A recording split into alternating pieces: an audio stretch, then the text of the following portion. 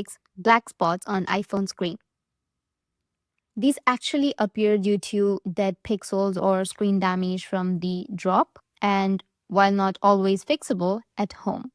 Here are a few things that you can try before visiting the Apple Store. First, you need to update your iOS. You need to open up your settings, and from the settings, you need to go with General and then go with Software Update. And if you have any updates, you need to update it. Once you've updated, your problem may be fixed. But even after update, if that doesn't fix your problem, then the next solution is you need to just restart your device. Press and hold your power button and the volume up button in order to go to your power slider. You need to just slide and then power it off. Then you need to turn it back on again. And if the issue still persists, you need to place your phone within a sunny spot for a few minutes. Some users report this helps reduce display glitches.